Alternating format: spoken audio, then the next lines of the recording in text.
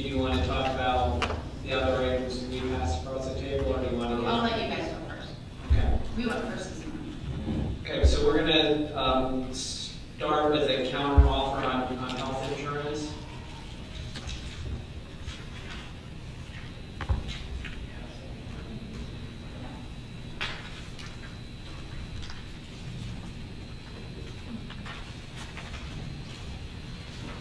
Oh, printed small. Oh, Yeah, collect glasses. sorry, Dr. J. Printed smaller than I thought. We're doing it to mess with you. What happened? The small. Oh.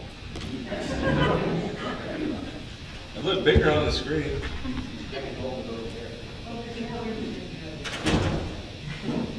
All right, so essentially, what we're proposing is the same level of increases that the district is proposing. However, our solution to this involves spreading it over 3 years, with the district filling in with additional one-time money year 1 and year 2. So year 1, the impact to our employee would be less than what you proposed, because district one-time money would fill it in. Year 2, the premium increases would essentially double for the employee, because the district one-time money would decrease. And then year 3, we would reach the level that you initially suggested. We're also asking for a $1,000 FSA card for all members of the bargaining unit to help defray the premium cost increase. So that's my overview. Kyle's going to take it over from here and specifically walk you through the chart. So first of all, this chart was kind of difficult, so if there's a number wrong on it, it's not like, if there's something wrong, it's an accident. But the overall goal was to understand that there is a revenue versus cost expense on the health insurance plan. We all agree with that. But we didn't feel like the increase to family was sustainable. And the economy we're currently in, with rent, a teacher just informed us today before she left that her rent's going up $300 next month. So there's a lot of costs. So to work that through, we also understood that one-time money hasn't always fixed the health insurance problem. Because in a lot of ways, if we don't address it, it just gets bigger year after year after year. Which is probably what the director of benefits has thought a few times when she sees the whole, that we need to do something reoccurring. So the thought was to divide that out over 3 years, but put that one-time money in so that that hole doesn't get bigger on a health insurance plan. And over 3 years, we accept your rates, but it would just take 3 years to get there. But overall, there wouldn't be much damage to the health insurance plan. And that's what we're trying to achieve. May I ask a clarifying question? Is this just 9,000 versus what it really is? What do you Or mean? going to be? 9 million, excuse me. This was based off of the projection that you guys brought of the 9 million. Okay, thank you. And that was this year's deficit. It is not even. It's not next year or the year after. That's why we were trying to say this morning, we were only talking about school year 23. Well, I think we're trying to find a solution, and I guess you can bring back a counter, so kind of nice to Thank say. And then we also just wanted to highlight with the CARES money, we believe you are able to make a FSA card deposit for our teachers. So despite their health insurance going up, when they go to the doctor, they won't have an out-of-pocket expense up front. And that's part of the thought process along that way. So if you need to, twist your ankle and you get an x-ray, there's a chance because of your FSA card, and if you use the proper providers and you use my signal to find the cheaper providers, that you may be able to get some care throughout the year for free. So it's not an additional cost. Are you being free to the employee versus to the plan? Because someone has to pay. Well, if they have an FSA card, the FSA card will pay their copay. But or whatever so they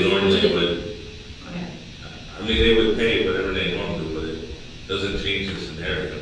Okay, so it's just free to that individual versus the plan, because the plan is still gonna be charged, right? Well, under either scenario, the plan is charged. We're just Just wanna saying, verify that. you know, I also highlight on the FSA card, I think there's tax savings to the district as well. Very good.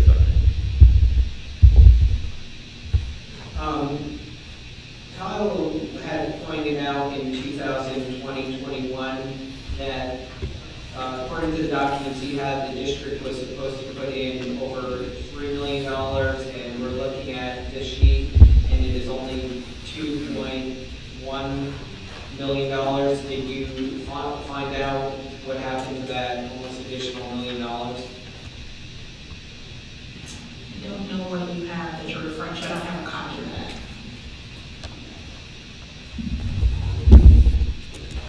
If I remember correctly, Dr. Green said she had it.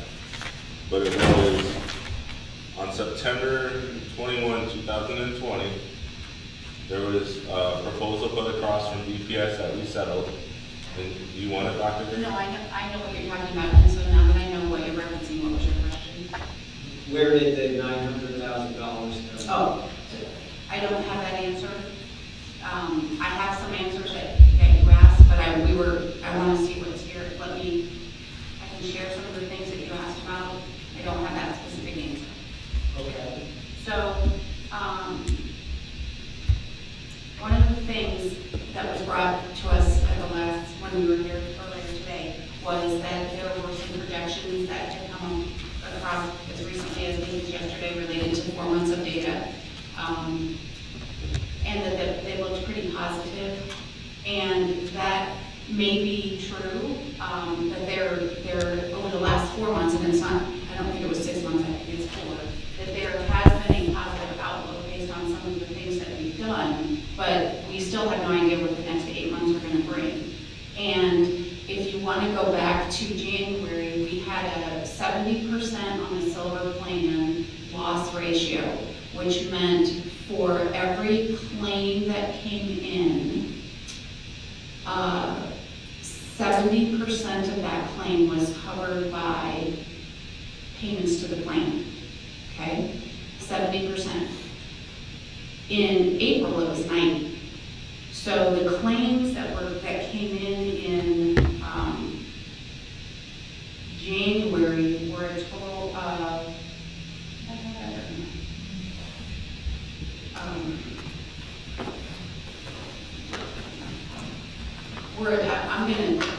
Antonio will look for that, but we're a total of $1 million something, and the claims that came in April were a total of $2 million something. So again, the loss ratio in January was 70%, in April it's 90%, that's on the silver plan. On the gold plan, also a 70% loss ratio, meaning number of claims compared to the income of the plan. But in April, it was 104%. So claims outweighed income in April by 4%. There were $2.7 million of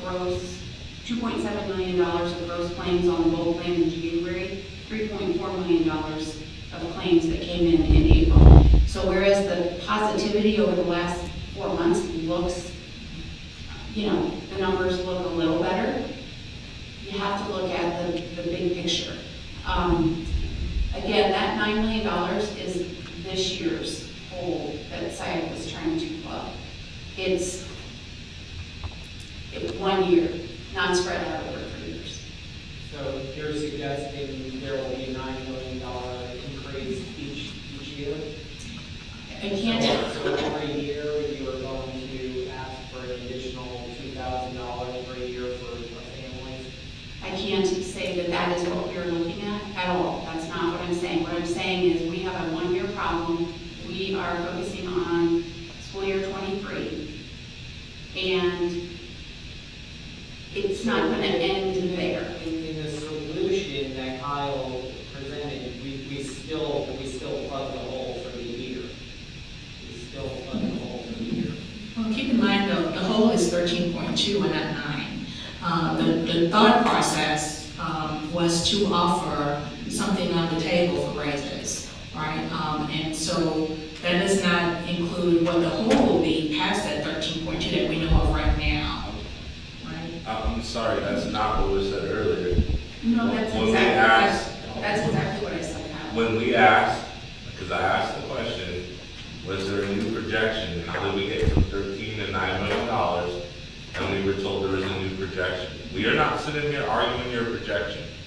I think we have some very valid points of why I think that projection's off, including last year there was almost $6 million of COVID-related costs. We took your projection. The EPS brought $9 million. We said we didn't love it, but we said let's find a solution. Now what I'm hearing, it's not really 9, it's 13. It might be 13 again next year. What is the number then if we're trying to solve the solution? Because I feel like the goalpost just got moved by $3 million. Well, but also they're not using the positive data over the last 4 months, so they're not including anything positive. It seems like you're cherry picking data points to support your position while ignoring the reality of the last 4 months. So what I'll say is on a plan that has been losing money yearly and been infused multiple millions of dollars by the board, 4 months of data is not enough to make any determinations about. I want to go back to what I started with this morning. We have approximately $12.9, $13 million of recurring funds, and a lot of things have to happen with that recurring funds at the end of the year. One of them is an insurance plan, which already is $13.2 million, and that's what I said, but we're not looking for $13.2 million, knowing we only have a recurring fund balance of, or a recurring availability of monies at 12, sorry, it was what? Dr. Green, I'll go down this path with you. I'll go down it with you. So how come the district cut $4 million? The thing that didn't change between the $13 million SIAC proposal and the $9 million SIAC proposal is the teacher's portion, is these employees behind this portion. You know whose portion got cheaper to solve the problem and make an offer and work together? Your portion got cheaper by $4 million. Not ours. Our portion stayed pretty much the same. Your portion got cheaper. So who's helping out who here? Because you're trying to say we're helping you out because we're going to 9 million, but you went to 9 million to save yourself 4 million. You didn't save a teacher a single dollar. And we're trying to resolve that by looking at other monetary implications for 23, and that's what we're trying to do. And you asked about 24, and I'll get there. You asked if we had suggestions for 24, I will get there. Let's finish So, but this. also we're not asking for recurring money to plug the hole. We're asking for one-time money to plug the hole, and then a smaller amount of one-time money to plug the hole for next year. But the hole is correct me if I'm wrong, Antonia, the hole is bigger next year.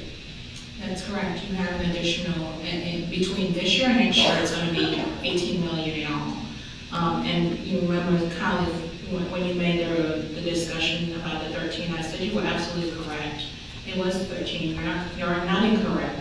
But as Dr. Green has just indicated, we are looking at trying to find ways to accommodate not just what we have going on with their healthcare, but also with the raises that are upon us for not just our teachers, but all of our employees. But I know you guys are here just for teachers, but we have to focus on making sure all of our employees have health care.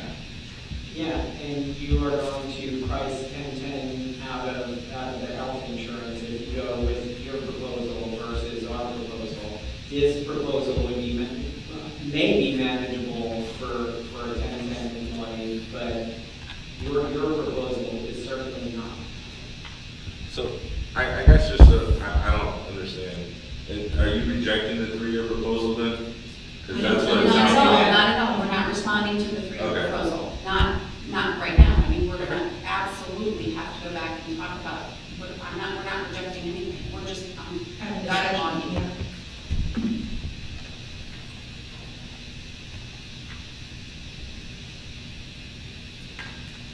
Did you wanna, did you have anything?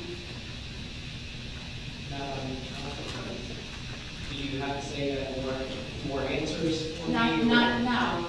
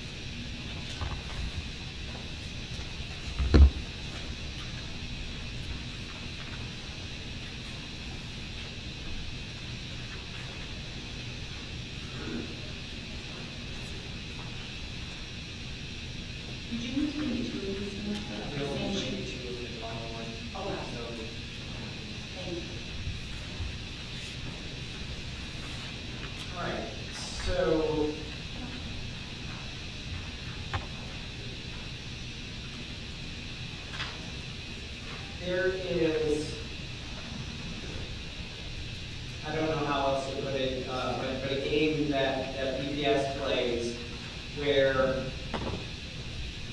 every time we receive a raise, it ends up costing the district nothing or near nothing because of our attrition and retirements.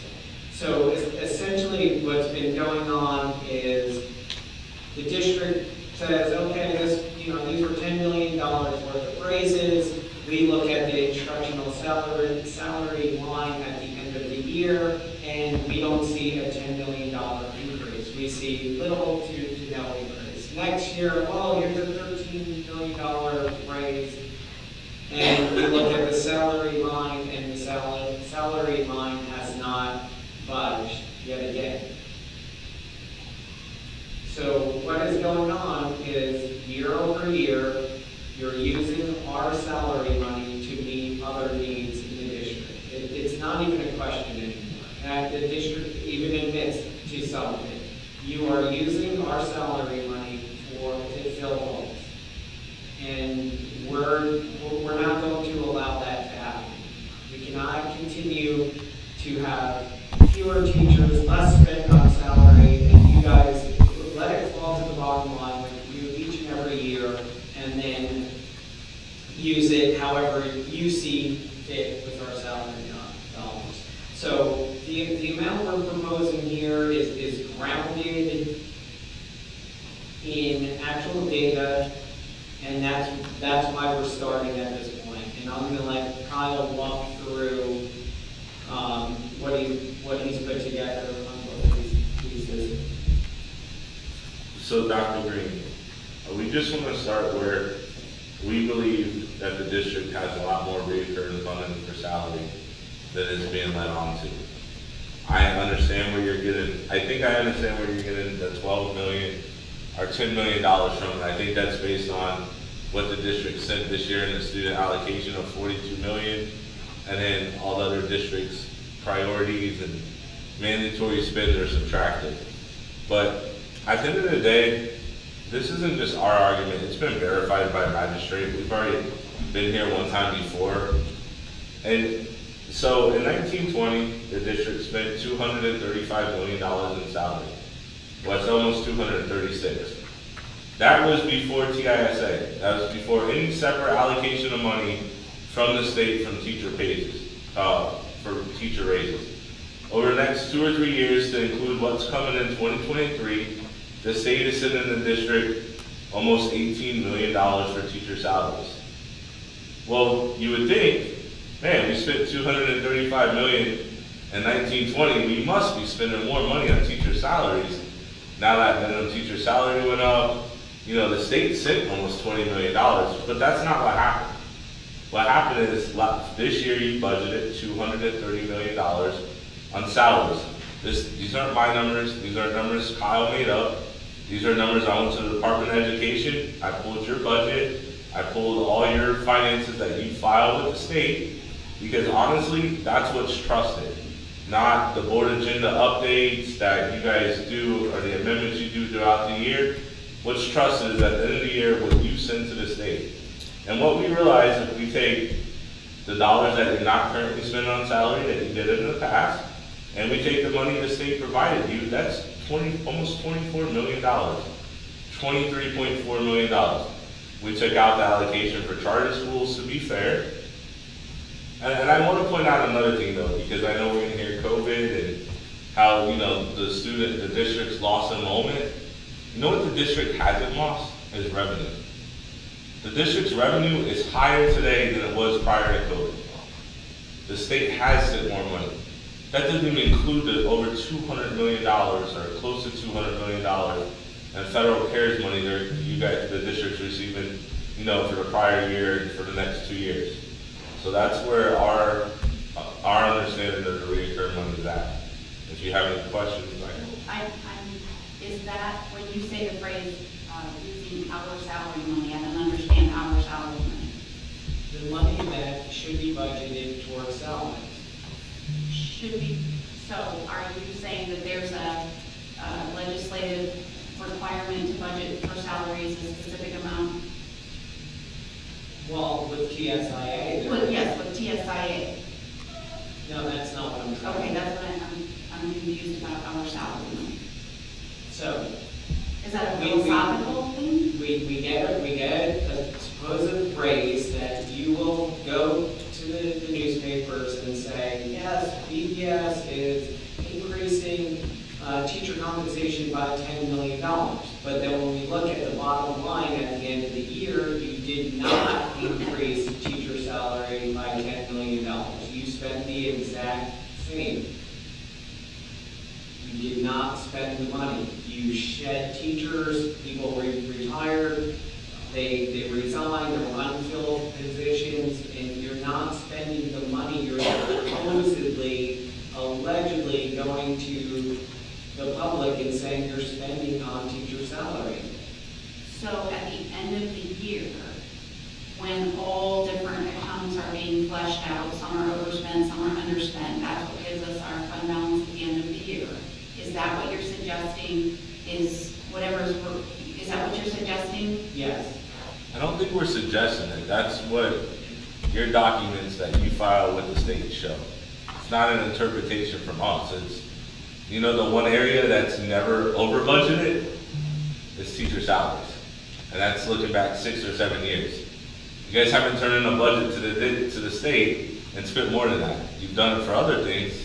And I would say just like anything that happens in a classroom, anything that happens with any organization, an employee base is a snapshot in time. And it's good for 10 minutes in an organization our size. Would you agree with that? I don't, I'm trying to tread lightly here. I don't think that's relevant. I don't think I don't think the state interprets your budget documents that you turn into them as a 10-minute snapshot in time. I don't think the public does either. But when we're handing a piece of paper that says we have this many employees and a raise is going to cost this amount of money, it's based on this many employees. Okay, well then it'll come back the following year and tell us how much you did for us last year. That's Let's what look I'm at asking, that. if that's Let's look what at the you're actual dollars you did last year. That's exactly what I'm That'd asking. be a negative you. 3 million. I've yet to see BPS come at the end of the year and be like, you know what, guys, we didn't budget enough for you. We underspent $3 million. How should we give this back to our employees? And I would suggest all those ways, like, for example, plugging holes in healthcare. That's what I would suggest.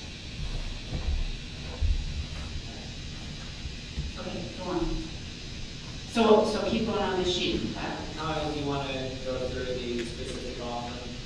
So I don't have the offer in the same format that you guys had because, full disclosure, it's a little frustrating. We had a meeting about a month ago about this calculator and the Excel sheet in the format.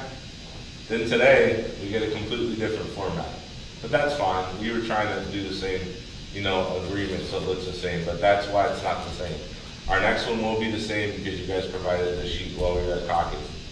Basically, we were told, it was our understanding from your finance department, that you could increase everybody out of TISA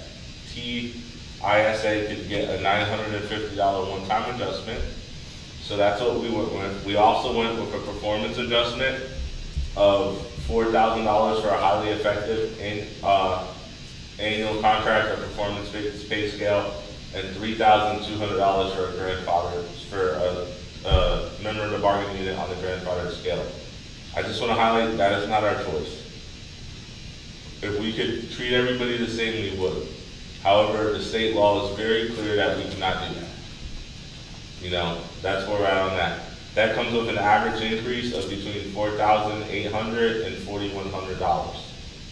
Additionally, because of the increase on the grandfathered scale and the statute that talks about a 75% increase in the minimum base salary, we would move the minimum base salary to $49,763. The way we would like to apply this is from my understanding and what some other counties have done, is it's more beneficial if we apply the performance raise first, and then we apply the minimum base salary adjustment. And it will cost less money to do it that way than to do it the other way. And it achieves what the statute asks. So on this sheet, what is the amount of TSIA that is spent? We believe this sheet will spend all of the TISA, and an overestimate is $24 million total cost for this offer. I believe that is an extreme overestimate though. Do you have enough information on the sheet to do some calculating when you have this? You do. Anything else you want to say about it? I wanted to talk about your tiered offer a little bit. We do appreciate that the district is trying to do something about our wage compression issue, and we realize the parameters and rules and regulations that are in place that are making it difficult. But when we looked at this and started, analyzing it more closely, we feel that that only exacerbates the problem. You want to run through what we talked about with that, why that exacerbated the problem? Because we do appreciate that, you guys are looking at that, but we don't feel like that was going to be beneficial in the end. We feel like it would actually create a bigger problem. So what we looked at, Dr. Green, was on your original offer on the back sheet. And we started looking at the tiered years. And what we noticed is, honestly, and the person that benefits the most is that 0 to 5 year teacher that is a 3-year teacher that gets a performance pay and a salary adjustment because of where they are on the placement scale, if I'm wording that correctly. I hope I am looking at it. Am I? It's on the 3-year on the back. Right, so they wouldn't get a tiered adjustment, the 0 to 5 year employees? So they get a minimum base salary adjustment, minimum base salary adjustment and a performance adjustment. And that would give that person a reoccurring raise of $1,897. Am I looking at something wrong?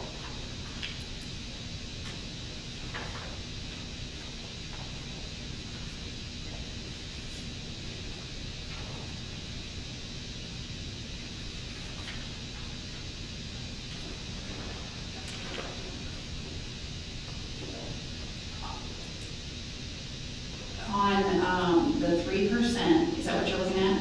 I'm looking at 0 to 5 years adjustment 3 years for a 3-year employee. That would give them a recurring raise of $1,897. Yes, correct. Okay. However, the 26 plus year person still gets, less money. So that's our trouble with the tiered approach. Not only are we separating our teachers and we put them all in different bands, which one thing we have really talked about over time is treating our teachers as one, like all of our teachers together. And unfortunately, the state, on multiple ways, going all the way to best and brightest, has tried their damnedest to separate us. If it's not media specialists, if it's not classroom teachers and non-classroom teachers.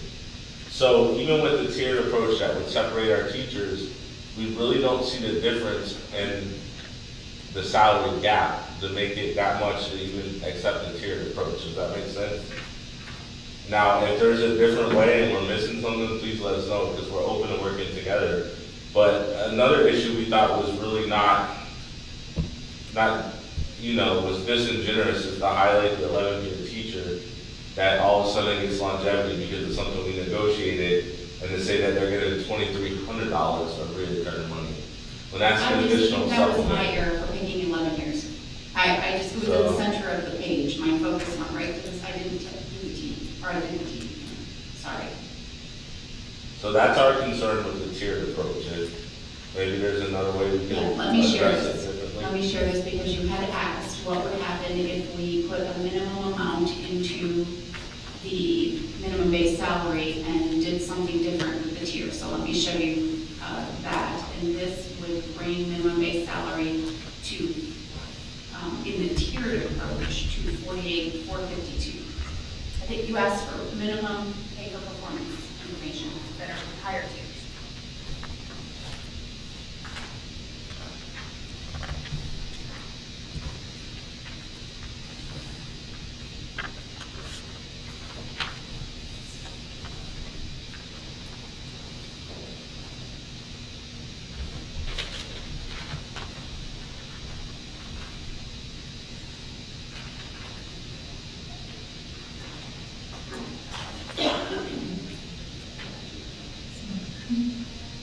Vanessa, I think I just gave mine away. Oh. You got it? No, I got one for that.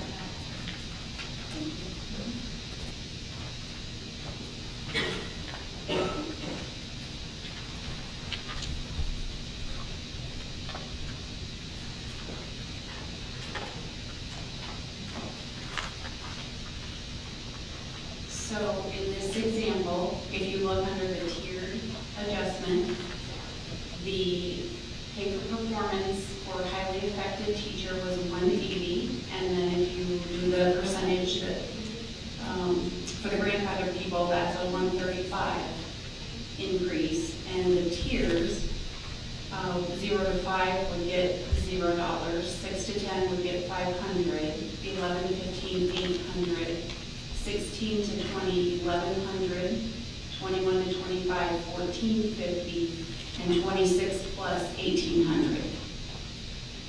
So the largest increase for an employee on the grandfather salary schedule would be 1,935.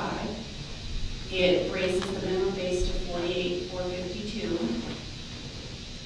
The out-of-pocket cost for the district with this is $2,214,000.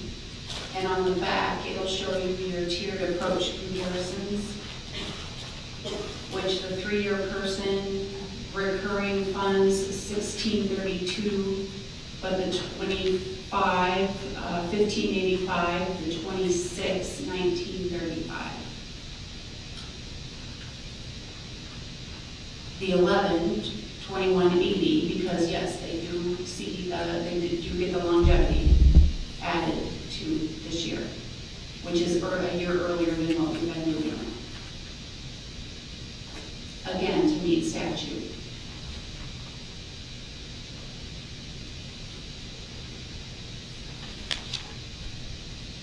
Can you, like, I think I know why, but can you explain why that 6 to 10 year teacher is always getting less?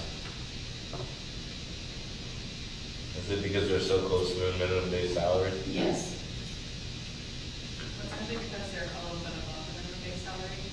So the 0 to 5 employee looks like they're doing more. You have to raise the minimum base salary if a grandfather employee is getting up to $1,800 in a tiered adjustment. And that's just the way the statute's written, unfortunately.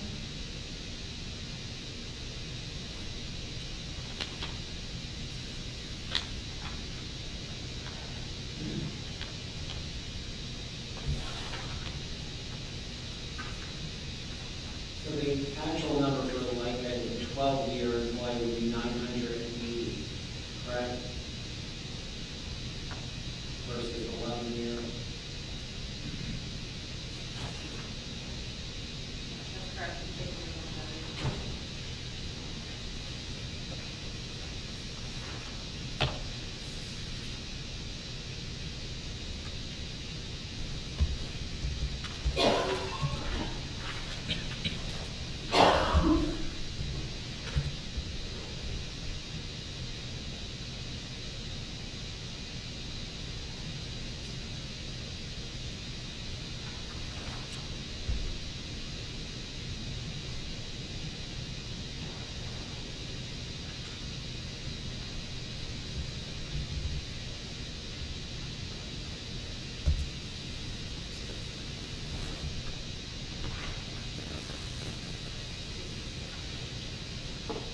Kyle, do you have any questions? No, I just don't see a great solution.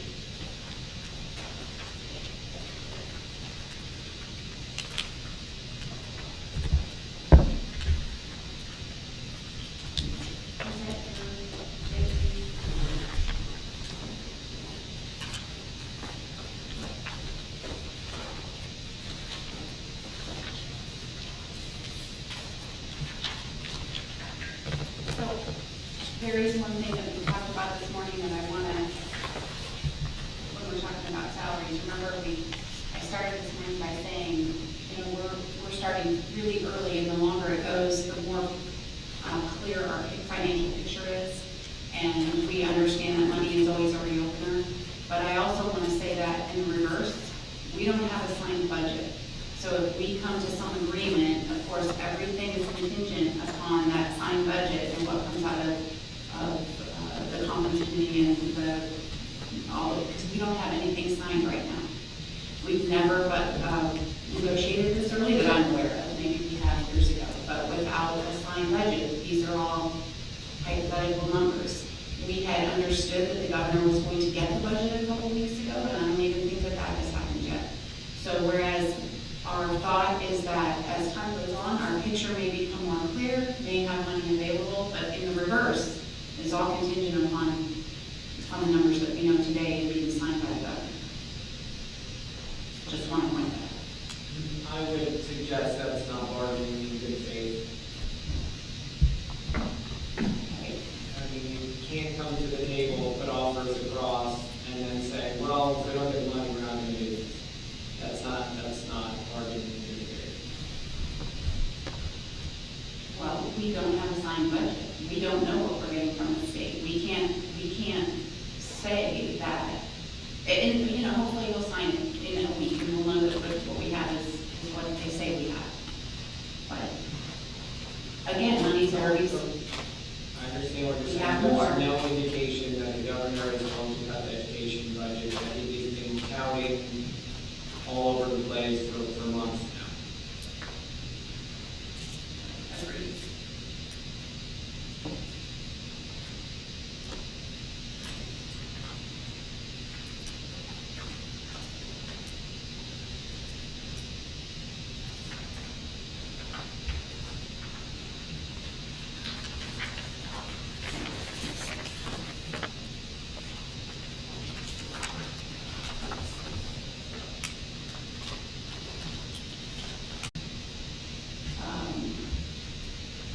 Parental leave and FMLA and well, parental leave as such, is that there is a short-term disability opportunity for teachers, for employees to qualify for maternity leave. And we understand that it is about a 2-week waiting period, and 10 days of parental leave, if you put weekends on either side of it, will get to that 2-week waiting period. We are offering up 10 days of parental leave. I think it's really important that we do a better job of informing our employees of opportunities such as short-term disability. That if there's any inkling of the fact that perhaps there's plans for a baby in the future, plans for an adoption in the future, plans for fostering in the future, that they sign up for short-term disability. I do believe, and Antonia, you might be able to help me with this, I do believe that there may be a qualifying condition, and so it might be too late to do it the year, you know, when you're already planning on that, but if we start selling the opportunity to our employees, advertising it better, this 10 days should serve, I believe, a purpose that it might be intended. So we would offer 10 days. Can I ask just a couple questions? On the short-term disability, we're currently out at RFP for that, correct? Yes, that's correct. Do we know how many days we requested for the RFP? So what it currently is, we did not make any changes there. It's a 14-day wait period. And it's not 14 business days excluding anything, it's just 14 short days. Now, I've heard stories of people that didn't sign up the first year for short-term disability and got denied for pre-existing conditions afterwards. Is that? I can't answer that because everybody's situation is extremely different. It all depends on what they submitted, it depends on medicals, there's a whole lot that goes into that decision of approval or denial. So I cannot speak on general terms. So I guess my question is, can the employee be denied short-term disability in their second year? It depends. That's a generic question that I cannot answer without having more specific about that individual. So So there's a lot of things that goes into a denial. So I don't want to speculate. So that's a yes though. No, it's not. It's a I can't answer that because I'm not speculating. Does our short-term disability plan allow denial for pre-existing conditions? I don't know. I have to look at that individual plan and individual person that's applying. I'm not going to speculate unless I'm looking at something I'm specific. sorry, that's not speculative. Either our plan has pre-existing conditions eliminated or not. I mean, that's the rule of the plan. It's not a speculation. We'll try and pull the contract. There are no pre-existing currently, but you asked specifically about individuals within the organization. So if you're now saying something different in your question, in your formulation of your question, I can say generically speaking, the plan does not have anything like that. But if you started out with saying you know some people, and that's what I was responding to. So, when you're first hired on with the district, from my understanding, short-term disability cannot be denied for any reason. When you first hired, everyone is offered the option to sign up. Now, what happens behind the scenes with an underwriter, I don't know, because again, that's again another individualistic thing. So in your second year, you've been employed by the district, is our short-term disability carrier allowed to factor in pre-existing conditions? There are no pre-existing conditions, but again, it all depends individually on what that individual may have put on the application, have they gone through the process with the application, or what they may have not said as far as responding to the questions to those matters. Am I asking this the wrong No, way? I got this out. So at this point, I think we're dancing around semantics. He's asking, which is a very clear question, which I think is a clear question for our employees to know. So if you guys need to. I said we'll go look at the contract. Go look, okay, so. We'll go look and read what the contract says. We should be able to say, the district should be able to say to their employees, yes, you could be rejected if you don't sign up this year. Like that, that's, yeah, the first year. That should be information. Well, I can tell that you that- employees should that have. I can- That's the question. I can tell you that there are people that have signed up past year one and have been afforded short-term disability. What I can't say is the difference between someone who was afforded it and perhaps someone who wasn't afforded it. I don't know So what the question wasn't, because I think, I'm getting frustrated at this point, if you can't tell, because we're dancing around using words here. So we're not asking why somebody can be denied. We're asking if somebody can be denied. And we will Now, we look. believe that, and the answer to that question is yes, but we would like to confirm that. That is a confirmation that we would like from your side of the table. We'll look and see what the contract says. Dr. Green, when you look at that, can you let us know the cost? Because when I look online, there's not an easy way to find out The the cost cost. of what, Kyle? Short-term disability. When I looked in the benefits book, there was not a simple, easy way to do it. It said contact the benefits office. So, I mean, Do you have our benefits? Any benefit? why does it matter? Because I'm gonna ask you a question. Yes, I have Because your when I benefits. sign up for my Yes. benefits, if I'm gonna take Yes. short-term disability, it tells me what it costs. Is that the cost you're looking for?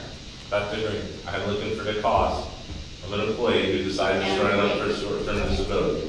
When I try to go look at the benefits book, it is not there. Okay. It literally says contact Well, I district have benefits. I think I district have my benefits is sitting printout, on your so team. I'll look and see what it I- is.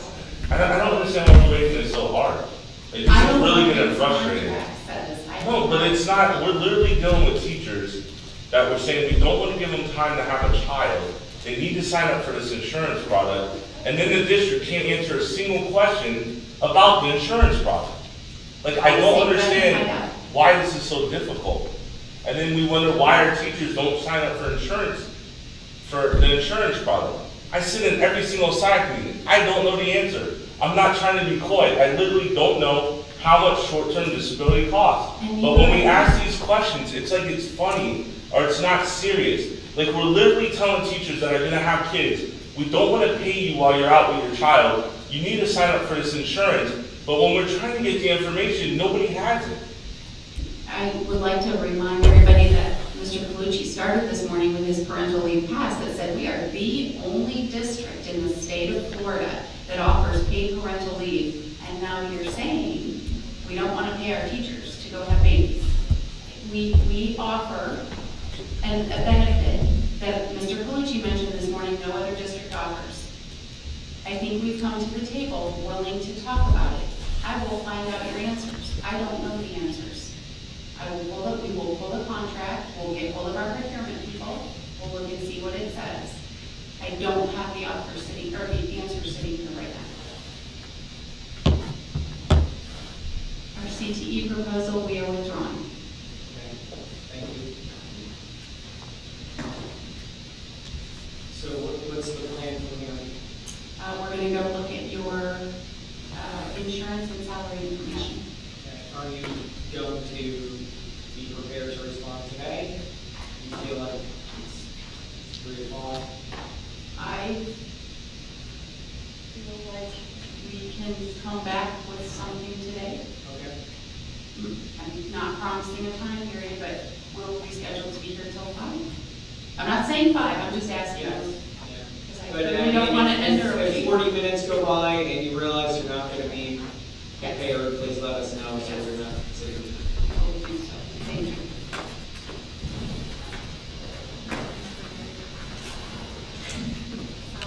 Before we leave, do you have any questions about the tier, the last thing that we shared with the tier? No. Can we plug these numbers into the sheet you shared, and it's gonna populate the cost? Yes. Can you show me real quick? Thank you. Yes, but it's not reporting.